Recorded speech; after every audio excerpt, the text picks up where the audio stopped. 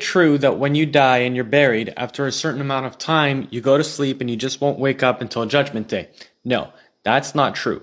Once your body dies and you leave your body, your soul leaves your body, there is no more sleep. Sleep is only in this dunya. It's only in this world. And that's why it's called Hayatul Barzakh. When you're in the grave, it's known as the life of the Barzakh. There's no sleeping. And here, it's either a glimpse of paradise or it's a ditch of the fire. Wal-'iyadhu billah. And in the Barzakh, you are either one of three different people. You're either a true believer, and when Munkar and Nakir, these great big angels come to you, they ask you 4 questions. Munkar and Nakir ask the believer four questions. First is, Man Rabbuk? Who is your Lord? What is your religion? Who is the man that was sent to you? And how do you know all of this? The believer responds, Rabbi Allah, my Lord is Allah. Islam is my way. Muhammad sallallahu alaihi wasallam was the man that was sent to me, and my knowledge is the Quran. I read it and I believe it and I follow it. And then they open up a portal for him for the fire. Wal-'iyadhu billah. They open up a portal to hellfire. And they say this would have been your place had you rejected.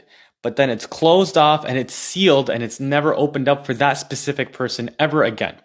Then they open up another portal, but this one is for Jannah. This one is for paradise. And they say, this is what is waiting for you. And because he's so excited after seeing what's waiting for him in Jannah and paradise, he says, Rabbi aqim as-sa'a, Rabbi aqim as-sa'a. Ya Allah, make the final hour happen. Make the final hour happen. So that's the first category. The second category is a disbeliever, a kafir, a hypocrite. Munkar and Nakir, they come and they ask him only 3 questions, not 4, like the believer. They ask him 3 questions. Man Rabbuk? Who is your Lord? What is your religion? Who is the man that was sent to you? And to each one, you jawib, la adri, I don't know. Who is your Lord? I don't know. He's stuttering, he's scared, he's terrified. He doesn't know. And the angels say to him, you did not know, but you didn't answer. Or sorry, they say, you did know, but you did not answer.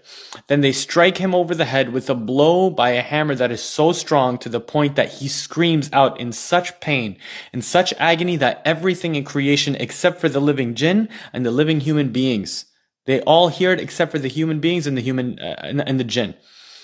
Animals hear it. We don't even hear it. Then they open up a portal for him to paradise and they say, this would have been what is waiting for you if you only believed. Then it's closed off for him and it's never to be opened up ever again. Then a portal of hell is opened up for him and he gets a small whiff. He gets a small glimpse of the heat, the pain, the torture. And he says, Ya Allah, don't allow the final hour to happen. Don't allow the final hour to happen. He knows where he's going to end up. And as for the third person, the third category is a disobedient believer. And this is someone that may have committed major sins. And what happens here is unique to that specific person, like the person who completely doesn't care. There's others that care, but not as much as this person or that person and so on and so forth. So this person may have skipped salah from time to time and he was firm with his Ramadan, right? Or this person might have been very firm with the salah, but he committed zina, right? So there are those that are punished in the grave for a certain amount of time. Then for the rest of their time, they're in blessing and happiness until Yawm al-Qiyamah, until Judgment Day.